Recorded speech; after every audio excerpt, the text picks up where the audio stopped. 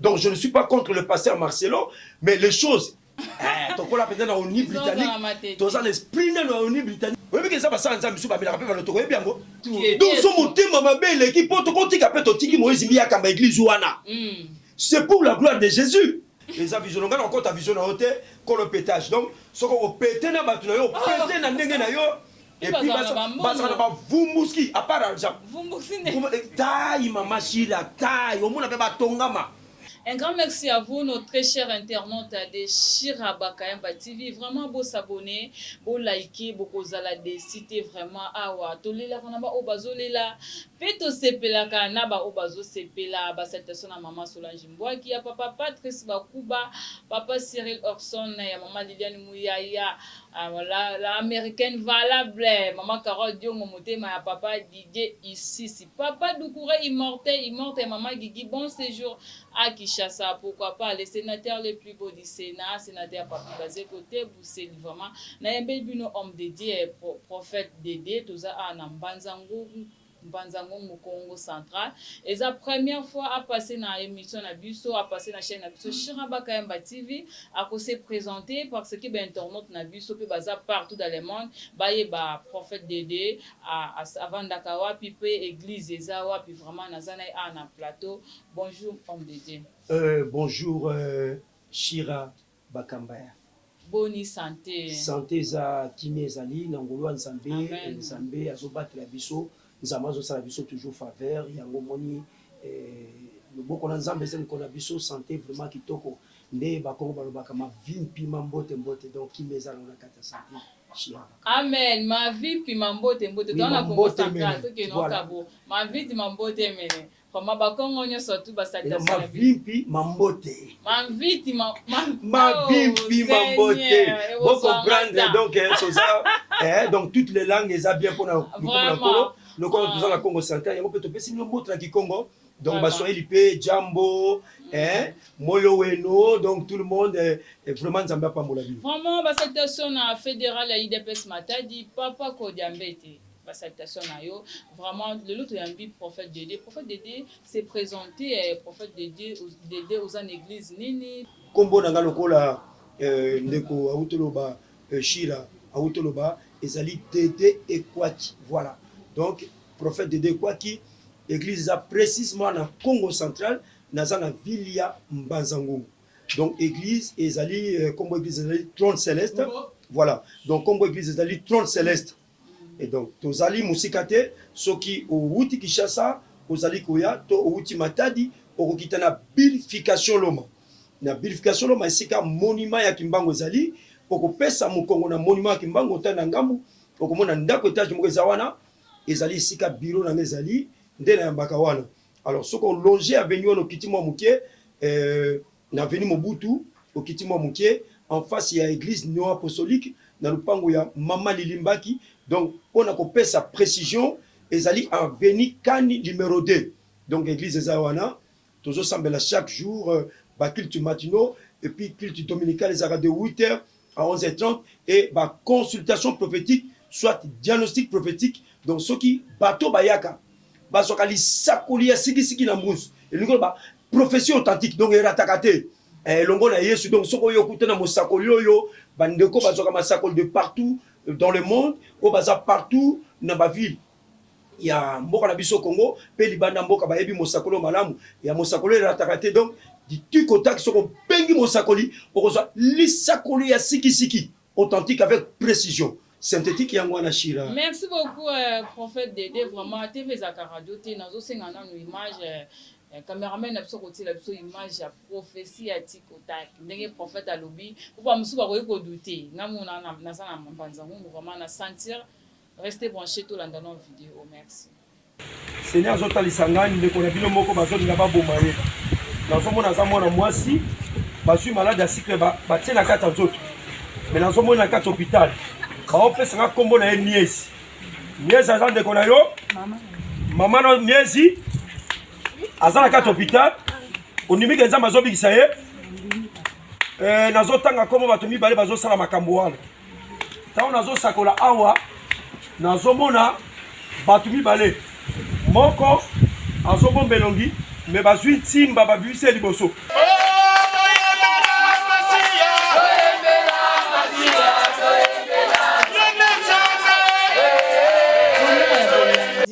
Ndinge cameraman na biso gypsy sanga auti ko balancer ba image ya prophétie vraiment ba bi mosakoli azana mboka mbanzangu prophète ebende ya moto libende ya moto eza sobriqué eza comme ba pesa ngai donc soto le bito lo belango mais je crois que le Seigneur nous donnera encore une autre opportunité pour to koka ko lo belango le pourquoi de ce nom to moni pe na Bible ba te belé ko lo apesa on ba kombo donc la Jean Boanerges et le fils du tonnerre les anango tonante nzambe mo ba bengi le feu dévorant nzambe na biso zaka le feu dévorant donc libenda moto za par rapport il y a les kabon nzamba pesa ngai donc na banga ba démonter donc je suis un véritable chasseur de démons voilà un peu pour faire une narration par rapport à ce nom. Vraiment, merci beaucoup pour cette personne à maman pasteur Patricia Tondo. Maman pasteur Patricia Tondo, le bipa soula qui n'a papa, prophète Dédé à Santa qui vraiment Nzambaza Moussa Koyaza Namboka. Prophète Dédé, le loba Nzambe, bah comme il se poser la question,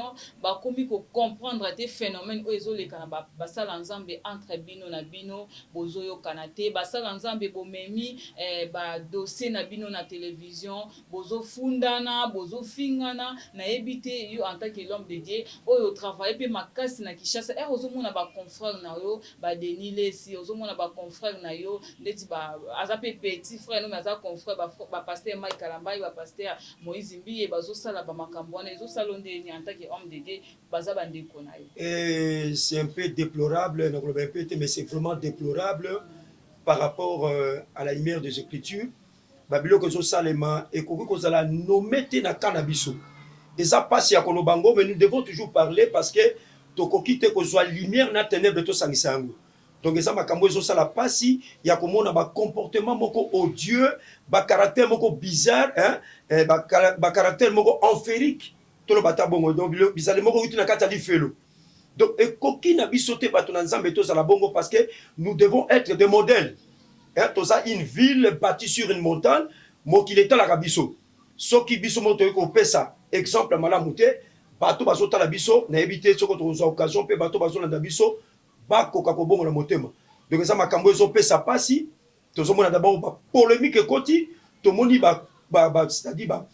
ba trahison tomoni makambo ebelebele kofunda na même na ba parquet des choses bizarres oyo ekosala na biso te alors babiloko aboye en tout cas en tant que prophète nazali wana pona koloba tout ce qui est véridique donc tokosembola ngo eza biloko oyo ekoki kosala na biso te. Donc, il est grand temps pour l'église du Congo de rectifier les tirs. Tout zonga na kati ya vérité à makomi, tout zonga na kati ya véracité à parole, tout zongi salo banzambe nenge sengeli, pour être même sotsa ki bere, so ki to sengi nzambe akolimi sabiso, et puis to banda une nouvelle marche avec Dieu, parce que nzamba pardonnera les kaka. Azali nzambe moko miséricordieux. Donc, eza makambo ezo pesa pasi shira, donc oyo moni de ba paka no musuka comme un crédit, mais bah oui, Nzambe bakolanda toujours Nzambe. Mon apôtre Paul a dit soyez mes imitateurs comme moi je le suis de Christ. Donc le modèle parfait c'est Jésus-Christ. Pour basal Nzambe, nous autres peso sala. Ndé ba msuba bi la chair est faible mais l'esprit est bien disposé.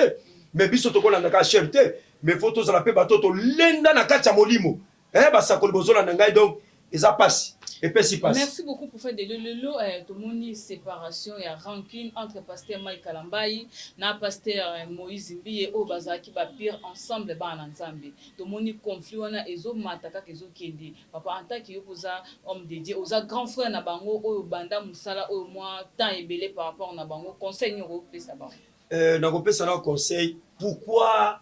kolinga ko sala na mabe entre nous. Pourquoi kolinga ko boma maninga. Donc,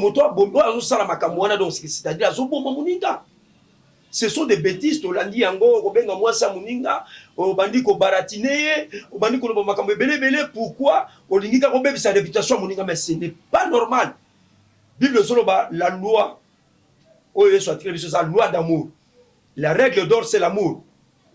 Okolinga muninga na yo, lokola yo moko. Olingi basala yo te, ko sala pe muninga te. Donc ça ba bloc moko bizarre. Bien que ton moni yango te, mais toyoki. et puis naoki ke ba audio bimé belé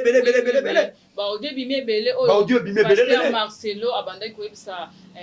maman mwana pasteur Moïse Mbiye balingana abebisa réputation ya pasteur Moïse Mbiye. Mais ça malamu te bandeko ngata natalaka pasteur Marcelo namona kataka zo bête évangile abetaka évangile moko ya sainteté donc sozo tala ozo mona mon santo malami santo azo refléter au talier pe na ba barbe na ina ngaka minga za bogara za pe pembe tout ça mais il faut à refléter aussi l'image à Christ. Donc je ne suis pas contre le pasteur Marcelo, mais les choses qui se disent, Babiloko Zolo Bamana, Babiloko et Salami, Ngana Zanzambete, bien que nous avons prophète, mais Babiloko Zolo Bama, Banipe, Baodio Zali. Donc les amours passent. Donc les églises à Congo, les amours passent, Babiloko Nungona, les Babiloko Rosala Makate, Nakati évangile. Et ça passe ici là. Et ça passe ici. En fait, de lelo papa mbi azalaki to monaki ba problème nyonso ebimaki te mais temps papa pasteur mbi akufi ba pasteur bosaleli pasteur Moïse mbi moi ekiri moko bo détruire cité Bethel intérêt ni ezana se on intérêt ni soki bo détruire pardon yo kutu te ba détruire cité Bethel mama shira kasungo bambanga biloko ndire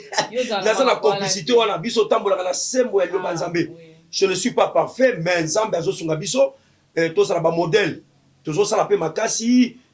pour na kosala paix makasi longo na lisungu na nzambe pour être to ko sala paix te to sala ba modèle ya kati ya nzambe alors bandeko oyo bazo sala ke ba détruire pasteur Moïse Mbiya mais na éviter pourquoi ezalata bandoki ezalata ba occultiste ezalata ba sataniste mais yo bengami pasteur obengami évangéliste obengami docteur ozo kota o ba Congo ba benga kan tsoki ba benga ngon tsoki donc biloko les a poussé na trois choses na ba Congo to benga ngon nzinu kimpala et non muso ba benga ngo ketu donc so motema mabele ki poto kotika peto tiki Moïse Mbiya kamba église wana c'est pour la gloire de Jésus et ko salonine mais on luka on tsa ba bâton dans la roue on tsa ba pot de banane pour akweya soki akweyi yo kozwa nini akozwa fidèle qui vous a dit ça parce que nazomona pasteur Moïse atiaka baloba non pasteur Moïse po pikolo bandimine il faut zala parce qu'il y a betaka évangile ndenge correct donc en tout cas c'est correct eza facilité oyebi mutu nyonso ayambaka alandaka pasteur na ye ameli vision pasteur na ye oyo avandi na kati ya vision pasteur po pikola ye akende olanda pasteur mosusu eza pasi et eza pasi donc bakobundisa na bango mais ça passe alors ngana koloba ke ba comportement les amala muté na boko contre la kati ba conflit na bino mais na koloba ke en tant que serviteur de Dieu to meka ko sala mo makasi ya kotika bisali ya ndengo wana parce que pour ça na biso zali évangile tema ba to ba boko na mitema et puis expansion évangile ezala wa église cité Bethel to bi ke cité Bethel ezala mo station ebele ko ba na poto na ba région na biso to zomo na pe. Donc ça fait du bien. Et là, donc Zamba Zosenga Biso to Bomboko. Pourquoi ne pas se réconcilier, pas la réunion entre Bango et Bango. Bon, voilà, nous allons faire ceci. Mais le col a déjà placé qui pasteur Moïse Mbiya le col a un représentant, le col a été représentant légal Yanini. Il y a cité Bethel, quand na sa vision, pe batamusi Moussa Nzambe po kenel boso. Bon, je ne sais pas par quelle motivation, par quel mobile. Les autres touchés par bandeko wana dans dans ba bonabi que ko pesa nganzi be bandeko tozonga kana makomi yo simba ka biblia prophète de quoi qui passe ma biblia tozonga na makomi s'il y a des choses où eza ko salo passe le banzambe lobini soko na zala na yebi ke nande ko ngana tozala ba problème bible bi même soko zala libonza na yo olingo ke no pesa oyebi ke na zala ndeko na problème zonga lukaye soko ko senga bolibiso senga bolibiso soko luka ko traiter na ndenge moko ya parole de Dieu ko traiter na ye mais à la passe tozo mema biso to ko kata ba bible so ba ke biso to ko juger même ba ange mais tozo so makam na biso zo bima ba tribunaux o ba bazako ko sambisa ngo msubu zape né de nouveauté ba msubu zape charnel ba ke ko sambisa makam so le kana kata église locale donc ça madame te Chila. Merci beaucoup, prophète Dédé. Le peu de moni par prophète Denis Lessina, pasteur Mike Kalambayi, pasteur évêque Kakeza, Asangisi Bambo. Pétage. Mais oui, pétage de manière kala, abenganga compagnon d'élite. N'a pas dit pétage de la ngoyebi malamu. sérieux vandaka et pas ya maman Rose na mai ndombe mutu ali boso que loko zoyo po ya côté à l'église na ngai ozali ku su côté ya sangala muté uti bandundu oye ovanda wana pas ya maman Rose lesi na mai ndombe na quartier biso loko na mai ndombe na matete parce que tozaba na ONU britannique tozaba tata ONU britannique on ba pas blanche to kola peut-être na ONU britannique toza l'esprit na ONU britannique et puis oui mais alors ba tala attends que moi na matete na ko bombe lo kaka bu et il donc kolo pétage eza vision na yo en tout cas encourager na maman je te salue mais sa vision na ye maman quand ndinga a chrétien ezali lolenge oui azo chrétien pasteur omoni ntingai ki aza so na bina sala oui so na bina sala comme lokola pétage lokola prophète Denis Les prophète de la nation na kokate il y a la vision arche de Noé chacun de nous a reçu une vision particulière de la part du Seigneur yesa ndenge nzamba pesier so tali vision Moïse kokana Moïse la Bible Moïse mbiete et kokana Josué et kokana oya babengi qui Jérémie. Donc chacun de nous a sa vision. C'est un peu ça.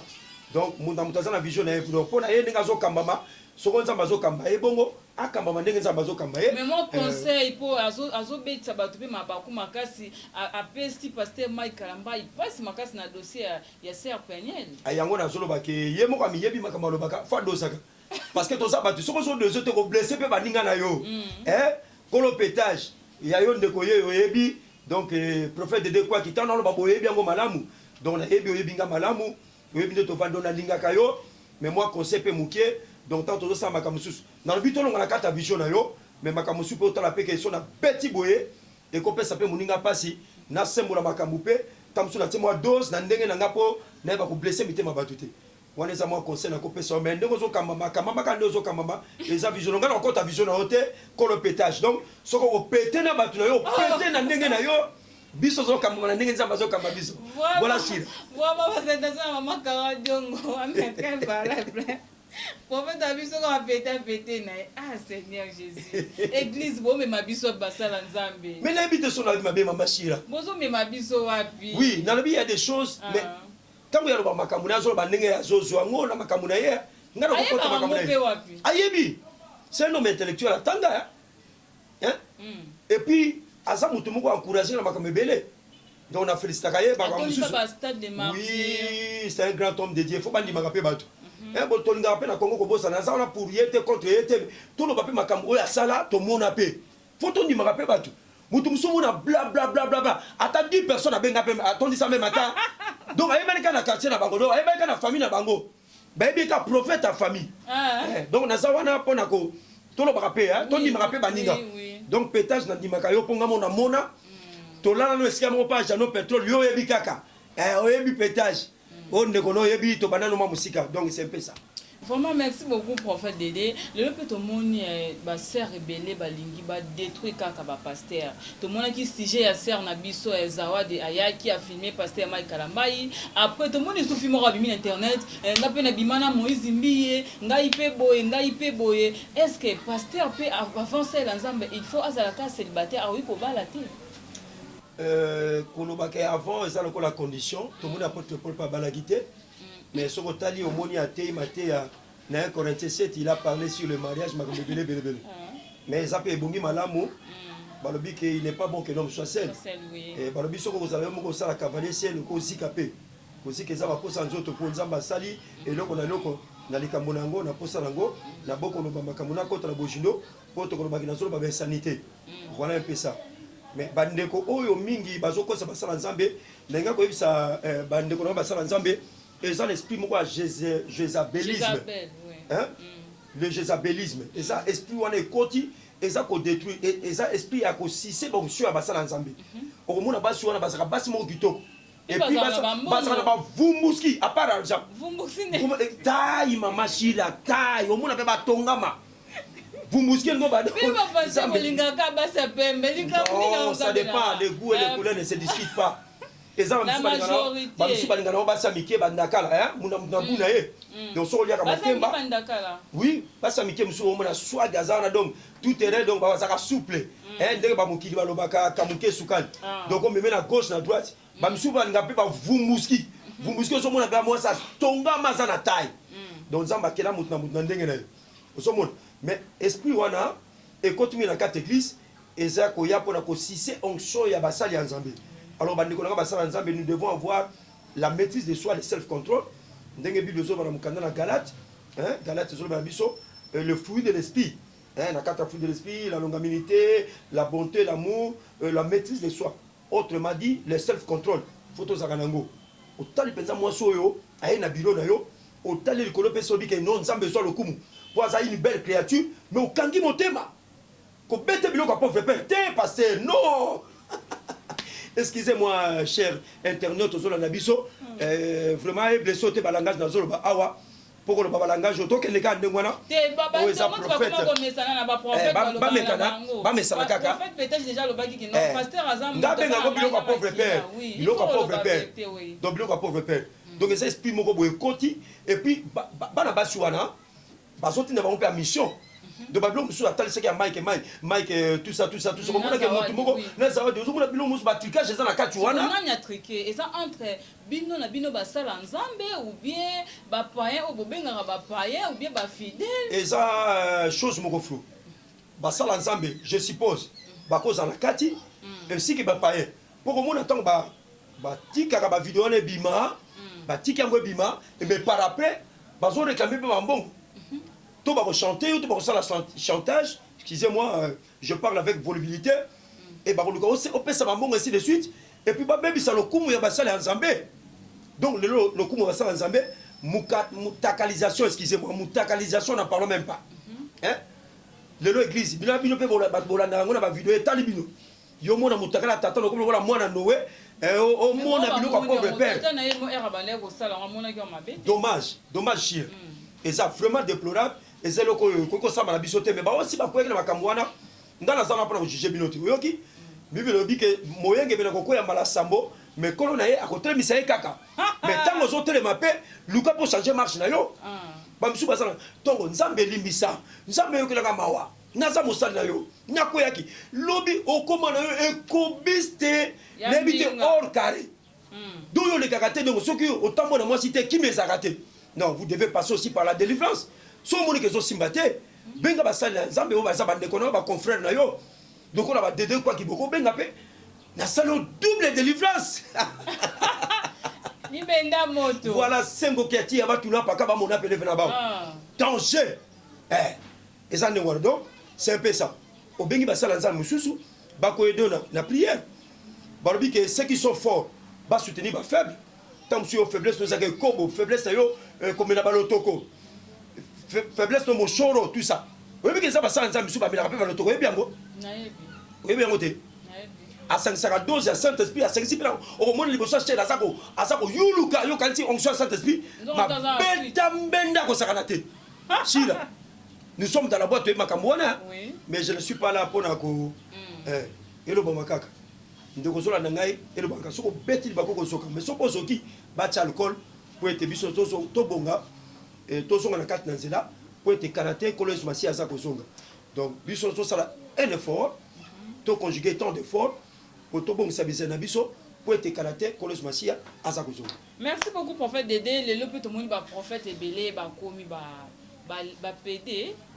l'homosexualité oui ezolo ba vraiment ezosa la bana na nzambe pasi makasi comment un pasteur ko sala makambo wana en tant que opposant serviteur de Dieu mon conseil na ba pasteur o bazosa makambo wana mais mokana na nzambe le bengo na Timothée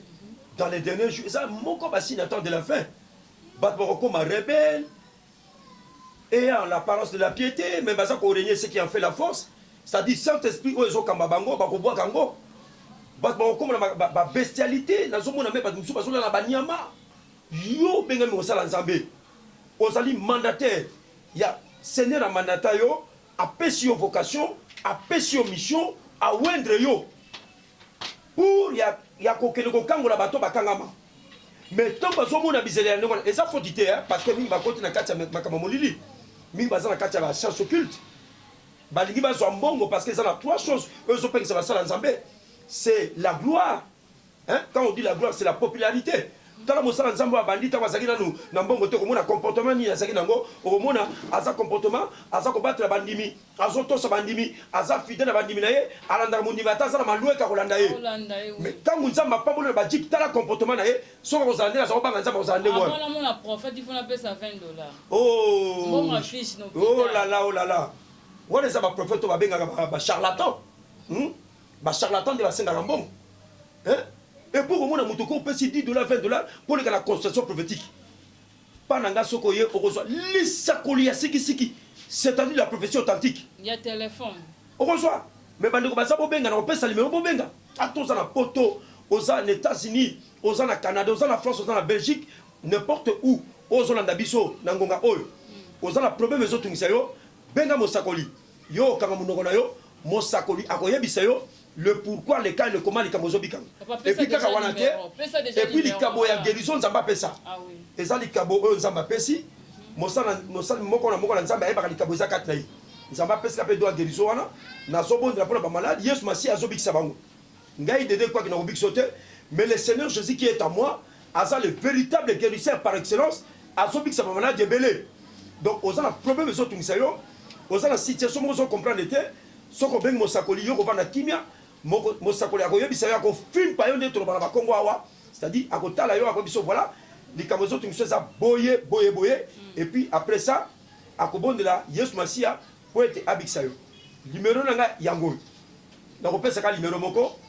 089 54 87 322 na bandeli 089 54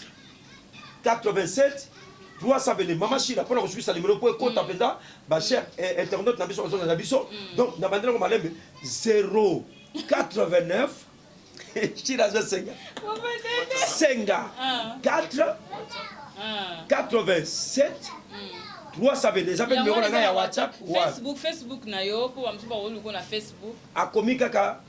prophète Dédé Ekwaki so comme ka Dédé Ekwaki okomona ngai ba page na Facebook eza wana okomona ngai et numéro na utopesa eza WhatsApp so ko bengai okozwa ngai ozana problème naza ba message belenza mazo pesa nga sikoyo mais nakolinga ba numéro aussi obenga ngai où que vous soyez nzambe na ngai Masiya akozala rendez-vous akokangola yo pe akoyebiso likambo ezotungisa yo pe nakosala prière okozwa solution na kondima na yo moko. Merci voilà beaucoup prophète Dédé lelo to moni ba nele ka kiponga pe papa na ngaza pasteur po mona mwana mwasi accepter ko bala pasteur ezaki difficile mais lelo komi facile ba fi ba komi ko préférer abala na e pasteur ba fi ba komi ko préférer azana ni kangwa pasteur ba fi ba komi ko préférer azana 10e chérie ya prophète to ça ba star hein. Nous sommes des histoires. Tu combattes. Parce que étoile. Non, tu sais pas passer la banque à Kerti. Oh oui, Naza descendant Salomo, Yesu Masiya Zakola taba fin les sans couture. Donc côté wana Mama Chira ngana bamba bambatia. Hein, to bani côté na ba 80 ans ozoteya, ozo bambambati. Ozoka, ozoteya Jésus-Christ est merveilleux, miraculeux, mais mbatia ko bamba. Ba pesanga komba maillot jaune mais tant que tolata na lolele doté ya ko moni soko na zumbongo tika pena la tamosa nzambe face à la propre moni kala bazoli nga biso to ba pasteur matondeli ko ba pasteur ko piaker ko tala pasteur azolata alati veste moko de mesurer et les kama boko kita na se mbati lokola kanga kutu la kangi satira kanga kutu la parce que pasteur azay star étoile ngoba estrela pour to ko lata mona pasteur type angolo Kento Yangolo, excusez-moi l'expression que j'emploie, donc passe-moi cette expression. Et ça, ma camo, ils ont ça à mes abonnés. Il y a un moment, bandeko basi, bah comment on l'a appelé, bah pasteur. Le lot ceux qui, na famille moko boye, pasteur moko boye, pour la moine, bah benga na biso sur terre, mais bah biso bah bois que la biso bah maille. Kende papa la biso combien de pasteur boye? Mon père bah Aurelia, pasteur Bakaya Manzamba Pambolo papa la biso. Nous a papa donc le sac au papa. Amen. Bah oui, sur Mathieu, Luc, Jean, et ainsi de suite. mais le lokola talisi ya pamboli pe ba pasteur na bi ba pasteur mususu pe bazo kemba kino lelo mais boyi kaka piko chaque chose à son temps ils en attendent nzambe pa pambola bino et tout passera bien. Merci beaucoup prophète Dédé lelo to mona qui est ndeko na yo pasteur Mike Kalambai alobaki a se retirer nanu na internet alukana nzambe pona dossier na ye na ser Zawadi mais to yo ko mona isusu dans quelques temps, dans quelques jours, avec Kakenza, Azongiseno, Azonga, Actuana, avec Kakenza Sali. Vous trouvez c'est normal, tant et qui a luki déjà Nzambe, il faut Azonga, Azonga la Moussala Nzambe, ou comme Ezande. Naebi que pasteur Mike Kalambai, a luka Nzambe. Parce que à Singape Bolimbisi, elle est là, il bosse dans Nzambe. Nzambe la besoin de Nzambe, miséricordieux. Soki moto ayamboli mabunga na ye asenge bolimi sinzamba kolimisa ye mais na ko réhabiliter wana pona ngana ngaka so mwata mais na ko tala pe azotala po azali déjà berger soki berger azate ba brebis pe ba revivre malamu te faut que ne ko laisse bango matita mobesu bon na éviter qu'est-ce qui s'est passé entre lui na avec Kakenza ndenge bazongisi na kata musala mais pona ngana lingaki comme conseil azo mwata tant mon père mingité mais quand même à ce moment temps à l'oukel au Nzambe Nzambe wana zongisa na kata musala penabi ke nyonso ko tambola malamu donc pour ngana mon un peu si vite mais na ko lobate que mais pourquoi ceci pourquoi cela mais eux ça déjà to moni atako dans le biango a ko zonga atako no bomba maposa bimi déjà pour to moni évêque déjà Kakenza si abimisi ya sameli pona ye donc to tambola ka des autres tambola wana mais ba conséquences za kaka ba conséquences pe monsieur ko ya nango na souhaité mal qui Kalamba était mais ceux qui n'a bêté les bakou déjà dans soki il faut n'attendre la sus na ko tambo le kenge na bêté les bakou n'importe où donc la tambo na kenge na ko dans la lumière na pelisi pour na ko ya suite pour la sakate bazunga judo le bi sur judo le beaucoup de judo kaka nzambe limbisa il y a aussi des conséquences fâcheuses maman donc c'est un peu ça on a pour le merci beaucoup prophète Dédé to ko citer une émission na biso mot de la fin moi conseil pour na ba confrère na ba pasteur conseil pour na ba sœur au bazo église pour na ko détruire œuvre de Dieu ko quoi ça ba pasteur baza ba Jézabel baza ba sirène des eaux ban cas diabolique misanga ba ndeko nga basi c'est pas tout le monde parce que yo c'est en Christ non ben en Christ en crise au royaume l'église on va nous viser pasteur abat ngasi na kutra makamwana oyambi mutu ozo pesa lisakoli asakola lisayo misu pe talani ngavandi position évasive akola tela yo jipe moko mukuse et puis akozwa makola mwangisi soko za makasite moko kuya et puis tala mona mwaso atonga mazana vumbuski no bataille Jésus il faut kuya ka maman Bible so ba fouiller l'impudicité balobi te résister balobi na biso résister au diable tant dans la Bible so résister au diable donc au comment résister au diable na ba prier la kimi mais l'impudicité pakatamba conseil pour la pasteur conseil sali boye papa oyebi ke wenge 4x4 yokani o bobengaka bana Satan wera jibe ba yokani les 30 aux anastan et martyrs mais bino ba pasteur bozana rando bozomona te zo sala vraiment so zo pesa nga pasi mais tous ont même leçon hein la Bible dit la nature ne vous enseigne-t-elle pas soto moni bato to bengaka bato mokili ndeto si normal bango to sur normal plutôt bango bato mokili mais na kuzu bobina ba danse na bango je vous dis na yebisa yo au moins muta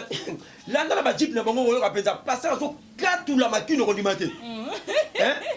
ba hypocrite zo mona ba passer mais ba hypocrite ya mona ya mona linga na pétage pour ça na clé polele au moins mutu musuko asango tata mpelo zo mona beza mais makamba saka na kuzu soki nzamba lo ba kaka tsaka écran moko géant wa abali ko la sa ba passer de so Congo yaya to ko bomba biso za ba kiti po biloko beta na kuzu na secret soki nzamba ba dévoiler ngo boye to ko panza alors photo ke ba makasi mais to monde déjà elembo moko ya réconciliation na ba pakano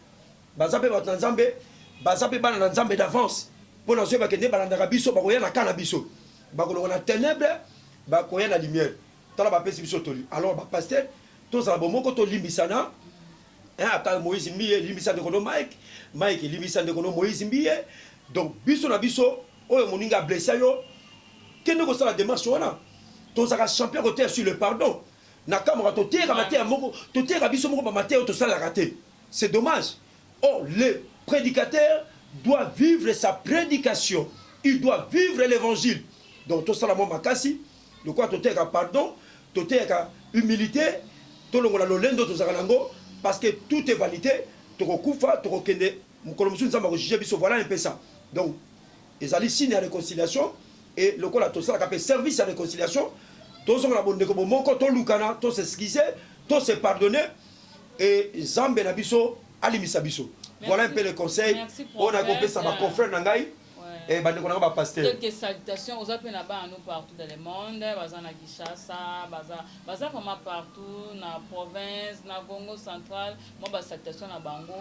ça na pesi maman Tutonda, hein? Robson na Canada. Kolo na pambola yo. Na maman Tutonda Robson na Canada. Oui, na bosanité maman Sophie. Écoute les émissions donc lundi déjà maman Sophie bongama l'émission tous en direct de Canada jusqu'au Congo central awa to la mission donc mbote na maman Sophie mbote na maman Solange hein depuis Gombozo na biso mbote na Wilson hein petit frère propre hein les guitaristes valables ya Fali Poupa donc aza les qui nga propre suka mbote na yo na PSP maman Fifi mbote na bana no Trône Céleste mbote na basali nyonso ya Congo central na bosa répété bandeko na ganyo so basali ya Nzambe ya Congo central et puis à Kinshasa de partout besoin na biso en tout cas courage to simba yenda to simba flambeau évangile to te ensemble en tout cas Nzambe apambola bino na kombo na Yesu à suivre. Merci beaucoup Nzambe apambola biso na kombo na Yesu to comme déjà na fin émission na biso caméra circule le auto yamba qui prophète Dédé libende ya moto vraiment soki oza na besoin oza na problème nyonso zo déranger yo ngamoko vraiment naza témoignage vivante pour na Nzambe ya prophète Dédé benga ye ou bien numéro na ngapeza na benga za na mbanza mu mais azala ngani na kini ndako peza na kini ape na mbanza mu ndako eza église eza boko sola même sur téléphone église msupe na Kinshasa même na téléphone boko sola vraiment bien akopesa yo ba prophétie Nzamba koloba ainsi dit l'Éternel ainsi dit Moutouté mais ainsi dit l'Éternel pour abiso to ça la ka Nzambe po Nzambe nde azatata ba salutation na MKD Mundele na Djoboura ba salutation na bino nyonso boza partout dans le monde bo s'abonner bo liker bo partager vidéo bye bye à la prochaine. Donc je ne suis pas contre le pasteur Marcelo mais les choses ton ko la peut-être na ONU britannique to ça l'esprit na ONU britannique oui mais ça va ça Nzambe suba bila rappeler to ko bien go donc so motema mabe l'équipe to ko tika pe to tiki Moïse mbi akamba église wana c'est pour la gloire de Jésus les avisions ngana encore ta vision na hôtel ko le pétage donc so ko péter na batu na yo péter na ndenge na yo et puis basa na ba vumbuski à part argent vumbuski taille mama Sheila taille au monde pe ba tongama